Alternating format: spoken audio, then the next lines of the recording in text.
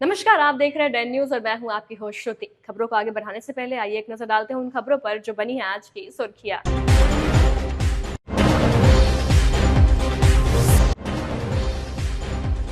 सिपाही भर्ती परीक्षा में एक मुन्ना भाई समेत 3 गिरफ्तार, असली परीक्षार्थी दबोचा गया। 50 साल में हुई थी डील।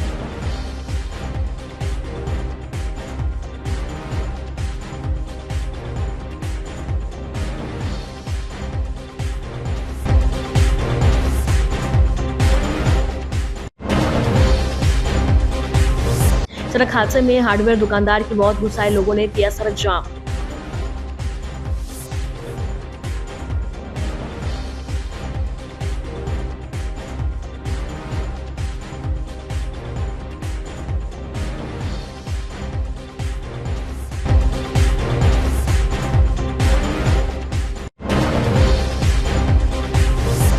और ठंड के दस्तक के साथ ही जारी है चोरों का आतंक, फिर चोरों ने एक दुकान को बनाया निशाना।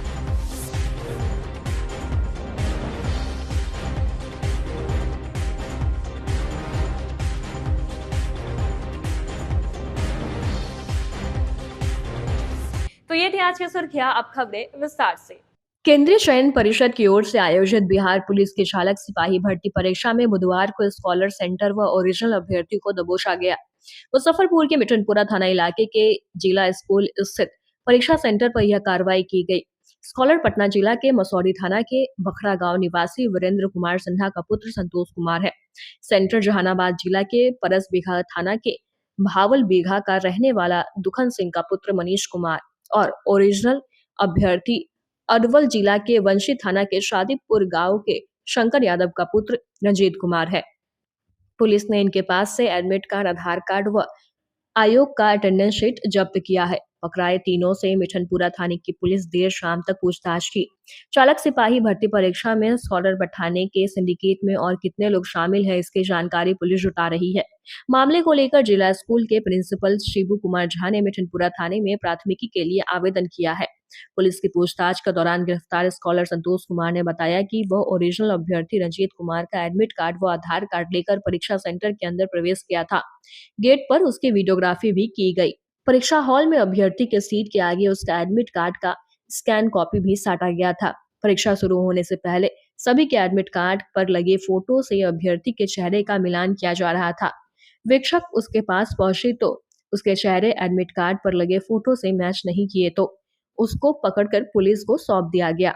उसे पूछताछ के आधार पर जिला स्कूल मैदान में बैठे सेंटर मनीष कुमार दबोचा गया। अंत में परीक्षा सेंटर के बाहर से ओरिजिनल अभ्यर्थी रंजीत कुमार पकड़ा गया। पटना एसडीपीओ टाउन 1 सुरेश कुमार ने बताया कि गिरफ्तार तीनों मुन्ना भाई अरवल व जहानाबाद के तीनों रहने वाले हैं। मोटी रकम में सेटिंग की गई थी। आगे की छानबीन की जा रही है। और मुजफ्फरपुर जिला स्कूल केंद्र पर एक फर्जी परीक्षार्थी के परीक्षा में सम्मिलित होने की सूचना मिली थी, जिस पर सत्यापन किया गया तो उसको फर्जी विद्यार्थी पाया गया। फर्जी विद्यार्थी के गिरफ्तार करने के बाद उससे पूछताछ के आधार पर हम लोगों ने उसका साजिशकर्ता और ओरिजिनल स्टूडेंट जो सेंटर के बाहर थे उनको भी हम लोगों ने पहचान करके पकड़ लिया। कैसे वो लोग पकड़े गए, कैसे? जो फर्जी परीक्षार्थी थे उनके द्वारा फोटो और आधार कार्ड में बदलाव कर और वो परीक्षा में सम्मिलित हो रहे थे। जो दिलवाने वाला है वो भी पकड़ा गया है? हाँ, वो भी पकड़ा गया है। कुल कितने लोग पकड़े? कुल 3 आदमी पकड़े गए हैं। कहाँ के रहने वाले हैं? ये लोग अरवल जहानाबाद के रहने वाले हैं। यहाँ ये लोग कॉन्ट्रैक्ट लेकर के यहाँ पर पैसे दिलवाते हैं? हाँ, वो बोले हैं कि वो रिजल्ट आने के बाद हमको पैसा मिलना था, अभी सिर्फ खर्चा के लिए मिला था। क्या पूर्व में भी ये लोग इस तरीके का कांड वगैरह में? इन लोगों का भी हम लोग छानबीन कर रहे हैं उनके लोकल थाने से। मुजफ्फरपुर के मोतीपुर थाना क्षेत्र के मोतीपुर साहिबगंज पथ पर सड़क हादसे में एक हार्डवेयर दुकानदार की मौत हो गई है। वह सड़क पार कर रहा था। इसी दौरान में तेज रफ्तार की एक मैजिक वैन ने टक्कर मार दी। घटना के बाद घायल को आनन फानन में इलाज के लिए अस्पताल में भर्ती कराया गया, जहां चिकित्सक ने मृत घोषित कर दिया। मृतक की पहचान मोतीपुर थाना क्षेत्र के मोहम्मदपुर के निवासी 35 वर्षीय अमित कुमार दास के रूप में हुई है। घटना के बाद परिजन और ग्रामीण ने सड़क को जाम कर दिया और मुआवजे की मांग को लेकर विरोध प्रदर्शन किया। मौके पर पहुंची पुलिस ने आक्रोशित लोगों को समझा बुझाकर शांत कराया। दुकान दुकान पर से। दुकान चलाते थे? हाँ किस चीज की दुकान थी इनकी? अच्छा, वो गाड़ी किसकी है जिस गाड़ी से ठोकर लगी, पता है कुछ? नहीं, हम लोग क्या देखे, हम लोग तो घर पर थे, तब उधर से आया तब हम लोग देखे, वही गाड़ी लगा है, हम सब लोग चल गए वहाँ मोतीपुर सरकारी हॉस्पिटल में। हाँ, तब तक ले बउआ के हमरा निकाल के लोग लायल, आ बस एम्बुलेंस में धो देलक लोग, लेके लोग चल गए थी। आप लोग नहीं जाइए, दोनों आदमी, 2 आदमी जाएगा, और वो लेके लोग चल गया मेडिकल सरकार वहाँ मुजफ्फरपुर। किए हुए हैं आप लोग? सर जी, हमने सड़क जाम करने के ही रीजन है कि जो हमारे जो दुकानदार थे, हमारे पड़ोसी थे, ये दुकान शाम के समय दुकान बंद कर दिए और आ रहे थे, अचानक इनको एक्सीडेंट हो गई। हम लोग के बाद में पता चला, हम लोग पहुंचे घर वाले को खबर दिए, तो इनको मेडिकल मोतीपुर लेके गया, वहां से मेडिकल लेके चला गया, जहां से इनको मृत घोषित कर दिया गया है। और सड़क जाम करने का रीजन यही है कि इनको परिवार में लड़की है, सियानी लड़की है, जिनकी शादी विवाह बहुत कुछ है, इसलिए कि आप लोग से आग्रह है कि इसकी समस्या का समाधान किया जाए।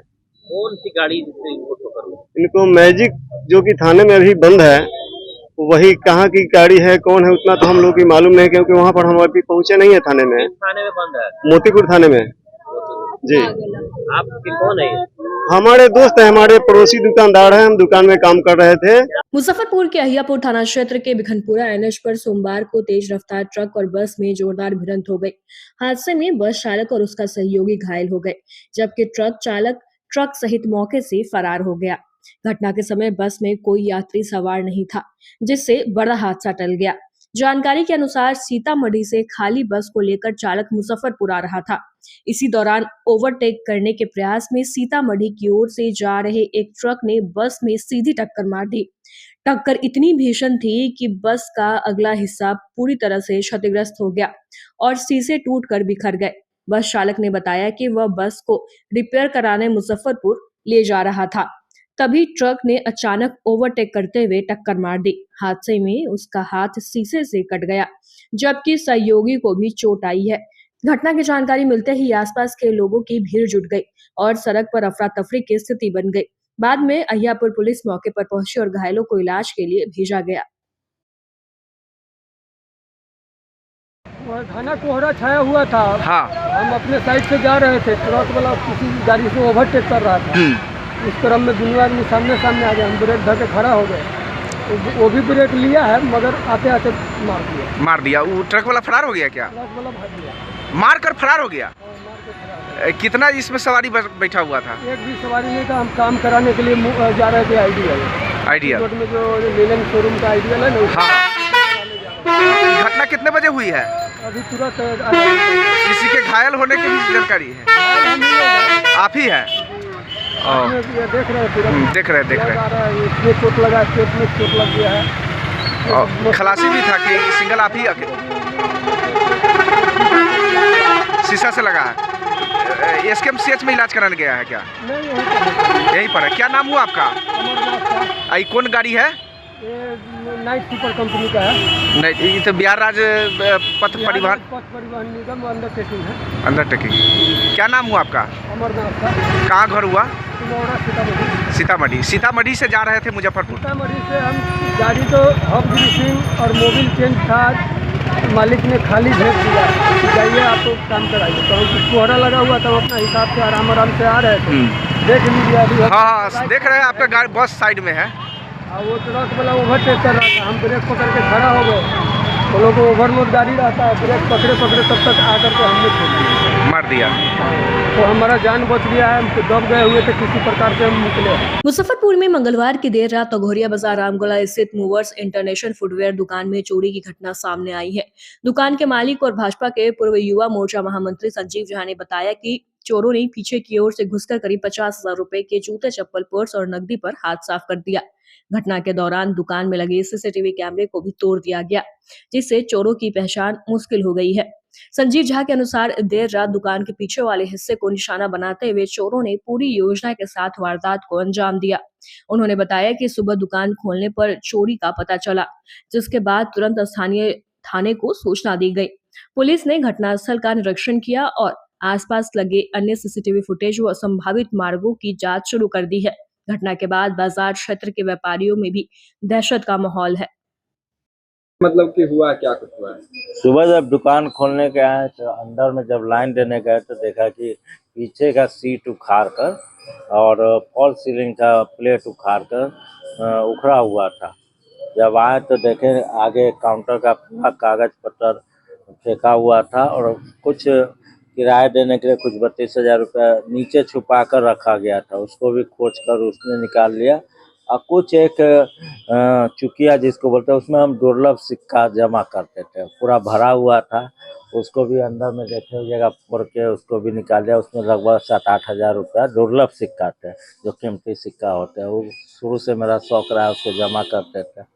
और कुछ जूता कम ले गया है, जूता हमको लगता है 5-7 जोड़ी जूता, हाँ छोटे छोटे पर्स, सॉक्स, ये सब 2-4 की मात्रा में ले गए। मोटा मोटी लगभग 50,000 के आसपास का नुकसान दिख रहा है। हाँ, तो किसी पे शक वगैरह क्या कुछ लगता है? लोकल कुछ नहीं, देखिए ठंडा के मौसम में चोरी की घटना पुलिस की शिथिलता से बढ़ जाती है। कुहासा का फायदा उठाकर चोर हर दुकान में इस समय मौके के तलाश में रहते हैं, और उसी के तलाश में आज हम चोरों ने हमारे दुकान पे मुभर्स इंटरनेशनल जो आमगोला में है, इसमें आज हाथ साफ कर लिया।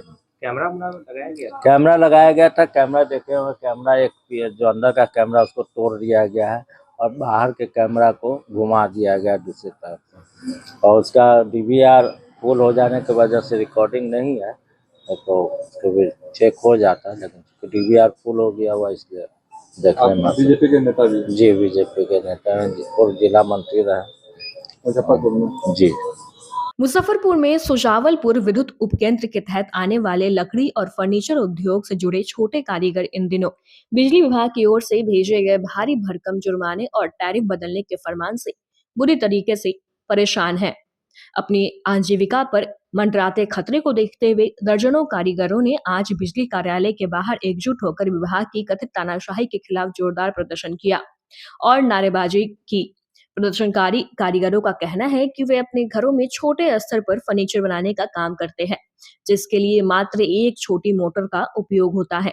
विभाग द्वारा उन्हें घरेलू कनेक्शन के बजाय औद्योगिक या बड़े कारखाने के टैरिफ श्रेणी में डालने का फरमान जारी किया गया है। इसके अतिरिक्त विभाग ने मनमाने ढंग से किसी को 30,000 रुपए तो किसी को 50,000 रुपए तक का भारी जुर्माना भी लगाया है। कामगारों का तर्क है कि बिजली टैरिफ के आदेशों में स्पष्ट रूप से फर्नीचर निर्माण को उस विशेष श्रेणी में नहीं रखा गया है जिसके तहत विभाग जबरन कनेक्शन बदलने की बात कर रहा है। लघु उद्योग से जुड़े इन लोगों का कहना है कि वे मुश्किल से अपना घर चला पाते हैं। ऐसे में हजारों रुपए का जुर्माना भरना उनके लिए संभव नहीं है। कारीगरों ने आरोप लगाया कि बिजली विभाग के अधिकारी बिना उचित जांच पड़ताल किए और नियमों की अनदेखी करते हुए जबरन जुर्माना वसूलने पर तुले हुए हैं। विभाग ने चेतावनी दी है कि यदि जुर्माना न भरने पर उनके बिजली कनेक्शन को काट दिया जाएगा, जिससे उनके सामने रोजी रोटी का बड़ा संकट खड़ा हो गया है। घरेलू उपयोग करते हैं, जो मेकिंग इंडिया और PM विश्वकर्मा योजना के तहत जो भी समाज आते हैं, वो लोहार समाज है, बढ़ई समाज है, कुम्हार समाज है, तमाम समाज छोटा छोटा अपना लघु उद्योग के जरिए काम करते हैं। ये NDS 1 और NDS 2 इसकी भाषा ये लोग नहीं जानते हैं, लेकिन ये अपनी क्षमता बताए और अपना लाइन कनेक्शन ले करके और काम करना शुरू किए। बाद में विभाग इनको NDS 2 में कह रहा है, और बिल जो है, जो भी बिल आ रहा है उसमें अधिक से अधिक बिल 30,000, 45,000, 50,000 करके एकाएक इनको बिना सूचना का, बिना कोई संशोधन का विभाग और ये जो सरकार है, ये इस तरह से मेकिंग इंडिया और विश्वकर्मा योजना को बाधित करने का काम कर रही है। अगर ये तत्क्षण वापस नहीं लेगी, संशोधन नहीं करेगी, क्योंकि जो भी लोग कनेक्शन लिए हैं वो बोल के लिए हैं कि हमको ये सब काम करना है, और इसके बावजूद जनता को परेशान किया जा रहा है। हम लोग विभाग भी जाएंगे और सरकार के सामने धरना देंगे, नहीं तो तत्क्षण इसमें संशोधन करके सुधार करें। और मतलब छोटा मोटा हैंड मशीन से काम करते हैं और इसमें जो है NDS 1 का बोल रहा है कि कमर्शियल बोल के लाइन लिए थे काम करने के लिए और बोल रहा है कि NDS 1 लेना होगा A2 और उस पर फाइन मार दिया है 50-50 हज़ार का। कितने लोगों के साथ ऐसी समस्या आई है? लगभग 100 लोग होगा। 100 लोगों उनके साथ ऐसी समस्या आई है। वरीय अधिकारियों से बातचीत की है आप लोगों ने? सब तो मतलब बात किए थे तो वो लोग बोल रहे हैं कि कुछ नहीं है, ऐसे ऊपर से ही आदेश है, ऐसे सबको भरना ही पड़ेगा। आगे क्या करेंगे आप लोग? आगे जो होगा आंदोलन करेंगे हम लोग। क्या समस्या है? समस्या यही है कि हम लोग जब लाइन लिए थे तो विभागीय लोग से कहे थे कि हमको रंदा चलाना है, कटर हैंड मशीन, जो हम लोग लकड़ी के विभाग से जुड़े हुए लोग हैं, फर्नीचर का काम करते हैं, तो हम उनको बोले थे कि इस तरह का काम कर लाइन हमको दिला दीजिए जो कि कल परेशानी नहीं हो। लेकिन अभी जो है हम लोगों को 30-35 हज़ार रुपया का मेरा बिल आ गया है टैरिफ।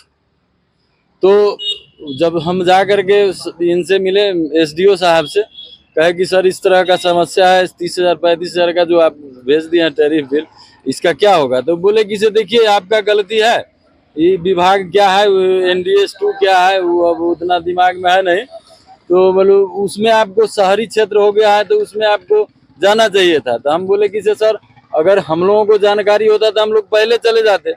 हम लोग ये तो विभाग की कमी है, विभाग हम लोगों को जाके सूचना, आज जो आप नोटिस भेजे हैं पहले नोटिस भेज दे कि भाई इस तरह का आपको नगर पंचायत में हो गया है, आप लोगों को चेंज करना होगा, तो हम लोग जानते नहीं थे। आगे क्या करेंगे आप लोग? तो अब आगे हम लोग इसके लिए जो भी होगा कदम उठाएंगे, आंदोलन करेंगे।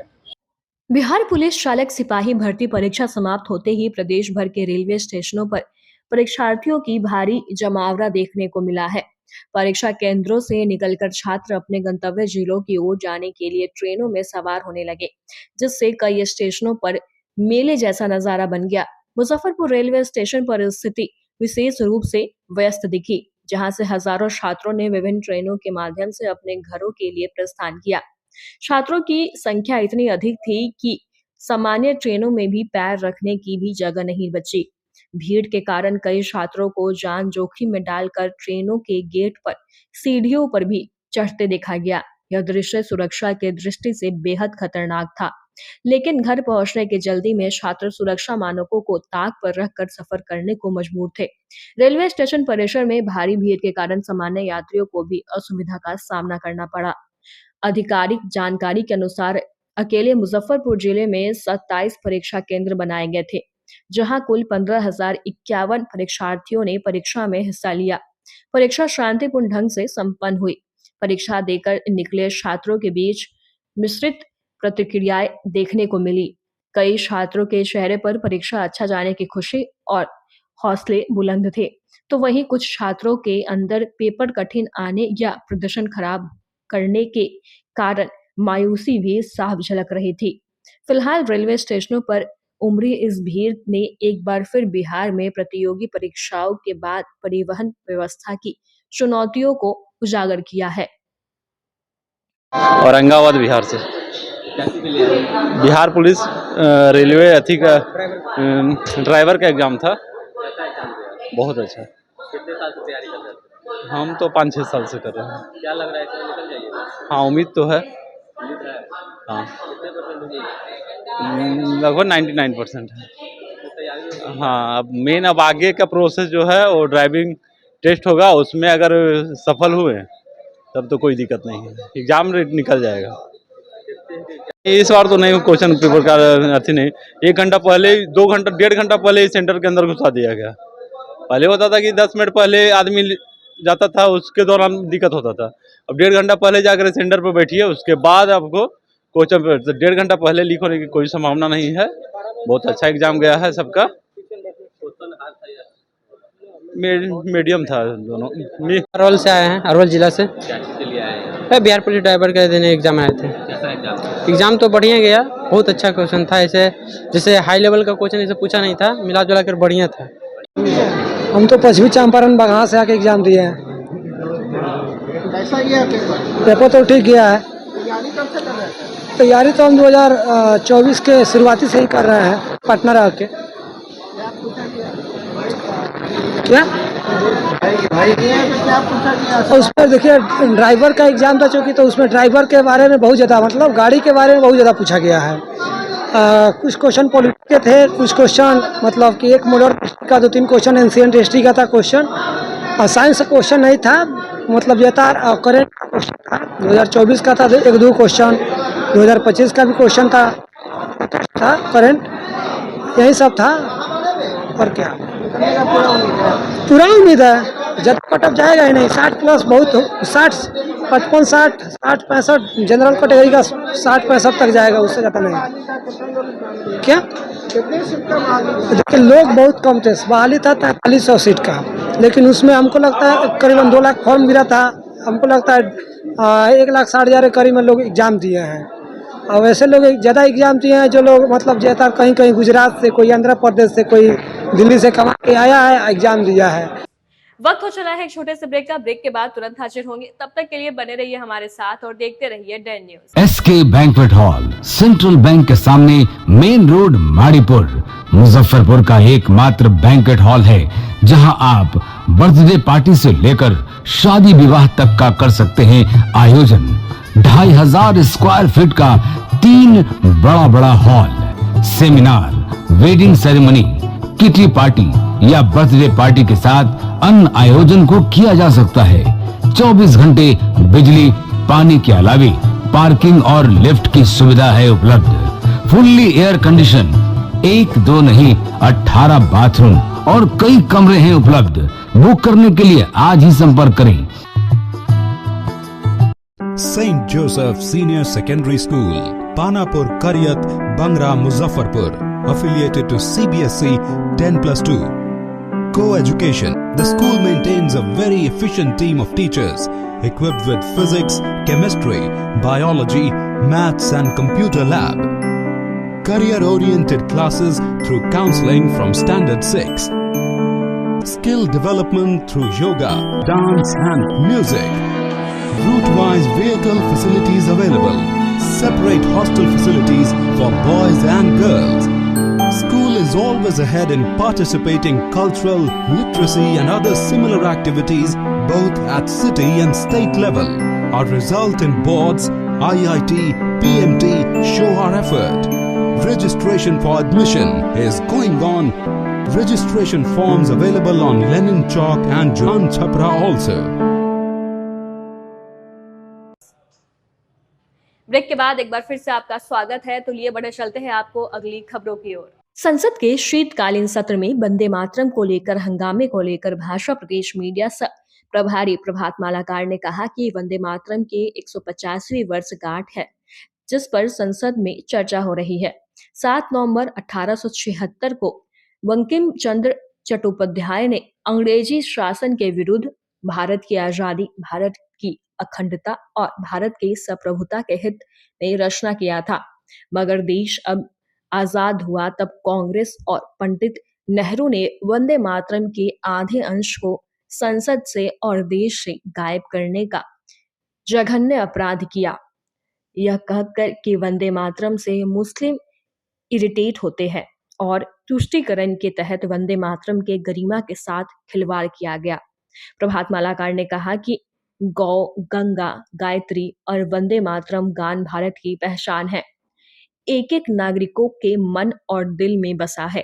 भारत सरकार ने वंदे मातरम के 150 वर्ष पूरे होने पर 7 नवंबर 2025 से 7 नवंबर 2026 तक पूरे देश भर में आयोजन और कार्यक्रम चलाएगी। 2025 वंदे मातरम का 150वीं वर्ष है। 7 नवंबर 1876 को बंकिम चंद्र चट्टोपाध्याय ने अंग्रेजी शासन के विरुद्ध स्वतंत्र भारत हो, अभिन्न भारत हो, अखंड भारत हो, स्वाभिमानी भारत हो, तब वंदे मातरम की रचना हुई थी। और जब देश आज़ाद हुआ तो वंदे मातरम का आधा अंश तो लोग हुआ और आधा अंश जो है वो गायब हो गया। उसको गायब किसने किया? तो कांग्रेस ने किया। गायब किसने किया? तो पंडित नेहरू ने किया। पंडित नेहरू जी ने क्या कहा कि वंदे मातरम से कांग्रेस को इरिटेट होता है, क्योंकि उसमें माँ दुर्गा का नाम था, लेकिन भारत की पहचान गाय, गंगा, गायत्री, वंदे मातरम और भगवा से है। अभी राम मंदिर पर भगवा ध्वज लगा, उससे भी इन लोगों को परेशानी हो गई। तो निश्चित तौर पर कांग्रेस अभी भी गुलामी के मानसिकता से नहीं निकली है और अभी भी देश को वो बांटने और काटने की राजनीति करती है। भारत का राष्ट्रगान है वंदे मातरम, इसको नहीं रोका नहीं जा सकता। वो तो अपने नेता का गिनवाने के लिए तैयार है। आप इसीलिए तो भारत सरकार ने 7 नवंबर 2025 से लेकर 7 नवंबर 2026 तक का पूरे देश भर में वंदे मातरम को लेकर आयोजन समारोह का अभी करना पड़ रहा है 11.5 साल बाद।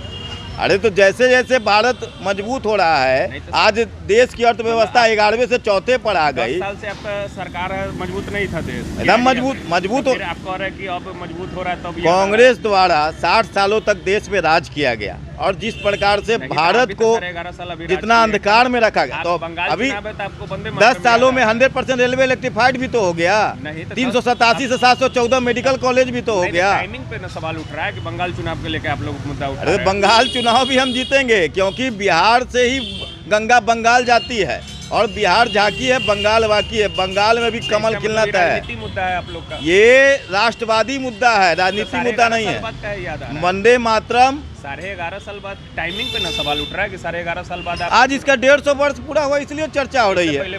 कोई भी चीज का 100 वर्ष होता है, 125 वर्ष पूरा होता है, 150 वर्ष पूरा होता है, तो उसको आज तो हमें इसका दुख है कि 150 वर्ष तक हर एक भारतीयों को इसका दुख है कि आज वंदे मातरम का 150 वर्ष पूरा हो गया और उसे हम पूरा नहीं गा सकते। इसी की तो चिंता भारतीय जनता पार्टी और भारत सरकार कर रही है। गाए भी तो नहीं थे अभी, 1-4 नेता का नाम आप लोग नहीं बता पा रहे हैं। अरे सब लोग गाते हैं। कहाँ 1-4 को नाम भारत के हर एक लोगों के मन में, दिल में वंदे मातरम बसा रचा हुआ है। एक भी नेता का नाम नहीं बता पाए सब वंदे मातरम। अरे हर एक नागरिक भारत का वंदे मातरम गाना चाहता है और गाएगा। संसद में कांग्रेस सवाल पूछा, आप 4 का नाम नहीं गिना पाए, आप वंदे मातरम का बात कर रहे हैं। सभी लोग गाते हैं, कौन नहीं गाता? कहाँ आपके तो बड़े सभी लोग, सारे लोग।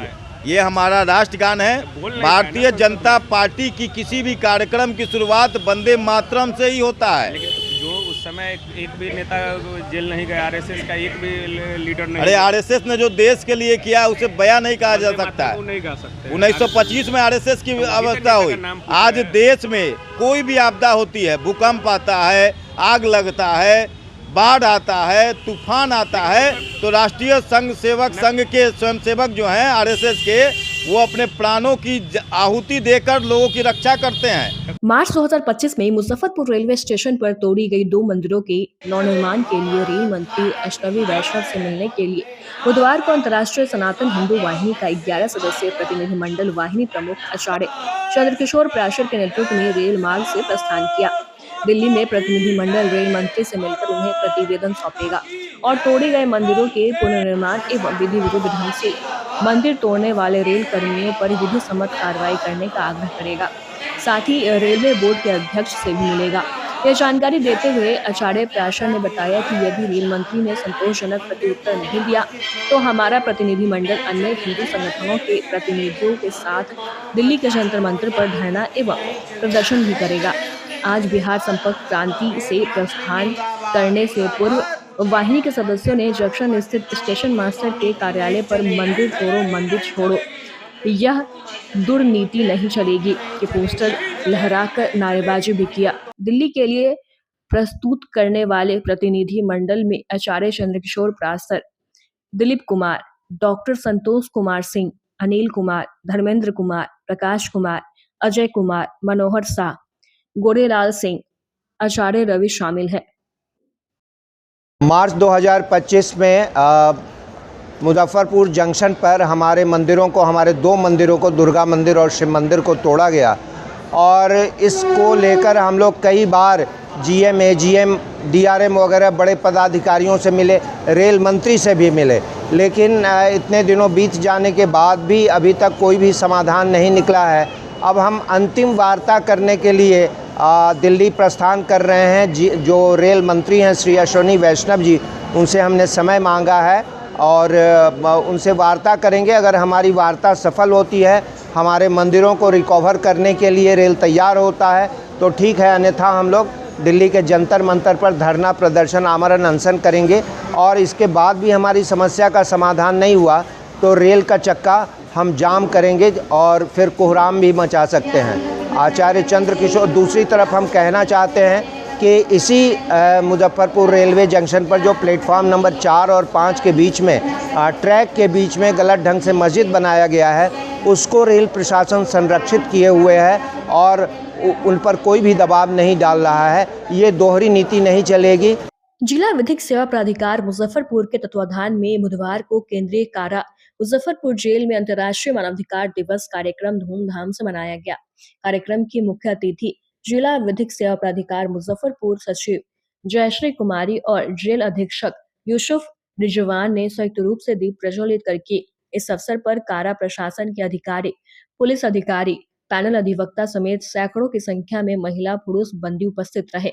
इस अवसर पर कार्यक्रम को संबोधित करते हुए जिला विधिक सेवा प्राधिकार के सचिव जयश्री कुमारी ने बंदियों को संबोधित करते हुए कहा कि जिला विधिक सेवा प्राधिकार द्वारा बंदियों को निःशुल्क कानूनी सहायता, पेरोल, जमानत, लोक अदालत के माध्यम से मामलों के निपटारे सहित अन्य सुविधा उपलब्ध कराई जा रही है। मानवाधिकार हर व्यक्ति का जन्मसिद्ध अधिकार है, चाहे वह स्वतंत्र हो या कारावास में। बंदी भी समाज का हिस्सा है और उनके मौलिक अधिकारों की रक्षा करना हम सभी की जिम्मेदारी है। सुप्रीम कोर्ट और उच्च न्यायालय के आदेश पर जेल मैनुअल को ध्यान में रखते हुए बंदियों को अपने अधिकारों के प्रति सजग रहने की अपील की। वहीं केंद्रीय कारा के जेल अधीक्षक यूसुफ रिजवान ने बताया कि मानवाधिकार के तहत बंदियों के अधिकारों का अक्षरश पालन किया जा रहा है। इस अवसर पर कई बंदियों को शैक्षणिक व व्यवसायिक प्रमाण पत्र वितरण किया गया। साथ ही शहीद खुदीराम बोस के शहादत स्थल पर माल्यार्पण कर भावभीनी श्रद्धांजलि दी गई। जो है हमारे यहाँ से राज्य विधिक सेवा प्राधिकार की ओर से और हमारा जो ये NHRC जो है स्टेट का, उसके आदेश पर हम लोगों ने एक प्रोग्राम किया है और सारे बंदियों के लिए जागरूकता कार्यक्रम, और ये कार्यक्रम बहुत ही सफल रहा है। हम लोगों ने उनके अधिकार के बारे में बताया है, जो उनके क्या क्या अधिकार हमारे संविधान में, उसके बाद हमारे कारा मैनुअल में और जो हमारे कुछ समिति हैं उसमें, और हमारा जो नया SOP आया है गरीब बंदियों के लिए, उन सारे कानूनों की जानकारी हम लोगों ने दी है। और हम लोगों ने एक टेम्प्रोरी हेल्प डेस्क भी आज के दिन यहाँ पे बनाया है, और जिसमें हमारे LADCS के जो अधिवक्तागण हैं वो मौजूद हैं, पैरालीगल वॉलंटियर्स हैं। वो लोग आज वैसे तो हम लोग वैसे भी वो लोग आकर के कानूनी सहायता देते ही हैं, लेकिन मुख्य रूप से आज ये हेल्प डेस्क बनाया गया है आज के दिन में, जो वो लोग अपनी बातों को रख सके निसंकोच, और जब वो बातें आती हैं तो हम लोग उसके अनुसार उनके लिए काम भी कर सकेंगे। नागरिक मोर्चा के द्वारा बुधवार को महान स्वतंत्रता सेनानी प्रफुल्ल चंद्र चाकी के जयंती के अवसर पर मुजफ्फरपुर के खुदीराम बोस स्मारक स्थल पर जयंती समारोह का आयोजन किया गया, जिसमें उपस्थित लोगों ने उनके प्रतिभा पर माल्यार्पण कर श्रद्धा सुमन अर्पित किया। मौके पर स्वतंत्रता सेनानी नागरिक मोर्चा के कोषाध्यक्ष परमेश्वरी देवी, वरिष्ठ कवि साहित्यकार पदम कांत शर्मा, उषा किरण श्रीवास्तव, सत्येंद्र कुमार सतेन, अंजनी कुमार पाठक सहित दर्जनों लोग मौजूद रहे। देशभक्त भारत माँ के सच्चे सपूत 1908 में बंगाल से मुजफ्फरपुर आकर अमर शहीद खुदीराम बोस एवं प्रफुल्ल चंद्र चाकी ने देश की आज़ादी के लिए प्रथम बम का विस्फोट किया था। यह घटना सर्वविदित है और जो नहीं जानता उसे भारतीय कहलाने का हक नहीं। महान देशभक्त अमर शहीद प्रफुल्ल चंद्र चाकी का जन्म आज ही के दिन 10 दिसंबर 1888 को बंगाल के मोगरा जिला में हुआ था। लेकिन आज इतने वर्षों के बाद देश को आज़ादी मिले हुए, लेकिन प्रफुल्ल चाकी के नाम पर मोकामा में कुछ भी नहीं है। नागरिक मोर्चा, शहीद खुदीराम बोस स्मारक समिति, प्रफुल्ल चंद्र चाकी स्मारक समिति भारत सरकार और राज्य सरकार से मांग करती है कि मोकामा रेलवे स्टेशन का नाम अमर शहीद प्रफुल्ल चंद्र चाकी के नाम पर किया जाए और मोकामा स्टेशन परिसर में प्रफुल्ल चंद्र चाकी की आदमकद प्रतिमा लगाई जाए। आज हम नागरिक मोर्चा की ओर से शहीद स्मारक पर स्थापित अमर शहीद प्रफुल्ल चंद्र चाकी के प्रतिमा पर पुष्प अर्पित कर उनके 137वें जन्मदिन पर उन्हें सत नमन कर रहे हैं, भावभीनी श्रद्धांजलि अर्पित कर रहे हैं और राज्य सरकार से मांग करते हैं कि शहीद खुदीराम बोस और प्रफुल्ल चाकी की जीवनी पाठ्य पुस्तकों में शामिल की जाए। मुजफ्फरपुर के कुढ़नी प्रखंड के नगर पंचायत माधोपुर सुस्ता स्थित शिव मंदिर परिसर में स्वर्गीय योगेंद्र शाह की दूसरी पुण्यतिथि के अवसर पर निःशुल्क स्वास्थ्य जांच शिविर का आयोजन किया गया, जिसमें 250 लोगों से अधिक व्यक्तियों ने स्वास्थ्य जांच करवाया।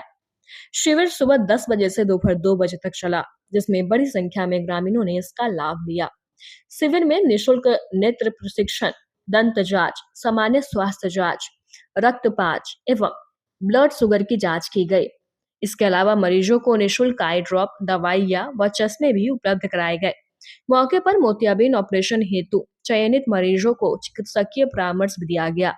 कार्यक्रम के आयोजक स्वर्गीय योगेंद्र शाह के पुत्र CISF commandant doctor Pankaj Kumar Shah ने बताया कि पिताजी के कथन अनुसार समाज में हर संभव सहयोग की भावना रखते हुए मदद करना चाहिए। इसी सामाजिक सेवा भावना को समर्पित यह शिविर दूसरे पुण्यतिथि पर लगाया गया है। लगभग 250 लोगों से अधिक लोगों ने स्वास्थ्य जांच करवाया है। कल हमने स्कूल में निःशुल्क किताब का भी वितरण किया है। आज हमारे पूजनीय बाबूजी स्वर्गीय श्री योगेंद्र शाह जी की दूसरी पुण्यतिथि है। इस उपलक्ष्य पर उनके सुपुत्र डॉक्टर पंकज शाह, जो कि CISF में कमांडेंट हैं, और पूरे परिवार ने योगदान कर ये हमारा दूसरा साल है हम ये स्वास्थ्य शिविर लगा रहे हैं। इसमें हम एक और बहुत ही ज़रूरी चीज़ जो है फीमेल हाइजीन, उसको प्रमोट और अवेयर करने के लिए जो हमारे गांव की छोटी छोटी बच्चियां हैं, महिलाएं हैं, उनको हमने सैनिटरी नैपकिन्स बांटी है और उनको हमने हाइजीन के बारे में अवेयर करवाया है। जो पिताजी स्वर्गीय श्री योगेंद्र शाह के स्मरण में अपने गांव में एक मेडिकल हेल्थ कैंप लगाया है और गत वर्ष भी ये हमने कैंप लगाया था। ये दूसरा संस्करण है हेल्थ कैंप लगाने का और हमने इसमें बहुत सारी मेडिकल स्पेशलिस्ट टीम को बुलाया था। यहाँ पे हमारा विशेष आयोजन था कि हमने फ्री में नेत्र शिविर लगाया है, जो आँख के डॉक्टर अखंड ज्योति हॉस्पिटल के द्वारा यहाँ पे आए थे। उन्होंने करीब 250 लोगों का स्क्रीनिंग किया है। वो यहाँ पे निःशुल्क आई ड्रॉप, चश्मा और मोतियाबिंद ऑपरेशन का प्रावधान किया है। हमने 8 तारीख सोमवार को डेट रखा है, जो उनकी बसें आएंगी। जिन लोगों को स्क्रीन आउट किया है वो सब यहाँ से ले जाएंगे, फ्री में यहाँ से ले जाएंगे। वहाँ फ्री में उनका मोतियाबिंद का ऑपरेशन होगा और फ्री में वापस इस गांव में वो ड्रॉप कर देंगे इनका। आज की खबरों में बस इतना ही। कल फिर मिलेंगे कुछ नई खबरों के साथ। तब तक के लिए हमें दीजिए इजाजत। नमस्कार। SK banquet hall central bank के सामने, मेन रोड, माड़ीपुर, मुजफ्फरपुर का एकमात्र बैंक्वेट हॉल है जहां आप बर्थडे पार्टी से लेकर शादी विवाह तक का कर सकते हैं आयोजन। 2500 स्क्वायर फीट का 3 बड़ा hall, seminar, wedding ceremony, kitty party या बर्थडे पार्टी के साथ अन्य आयोजन को किया जा सकता है। 24 घंटे बिजली पानी के अलावे पार्किंग और लिफ्ट की सुविधा है उपलब्ध। फुल्ली एयर कंडीशन, 1 2 नहीं 18 बाथरूम और कई कमरे हैं उपलब्ध। बुक करने के लिए आज ही संपर्क करें। St. Joseph Senior Secondary School, Panapur, Karyat, Bangra, Muzaffarpur, affiliated to CBSE 10+2. Co-education. The school maintains a very efficient team of teachers equipped with physics, chemistry, biology, maths and computer lab. Career-oriented classes through counseling from Standard 6. Skill development through yoga, dance and music. Route-wise vehicle facilities available. Separate hostel facilities for boys and girls. School is always ahead in participating cultural, literacy and other similar activities both at city and state level. Our result in boards, IIT, PMT show our effort. Registration for admission is going on. Registration forms available on Lenin Chowk and Jan Chhapra also.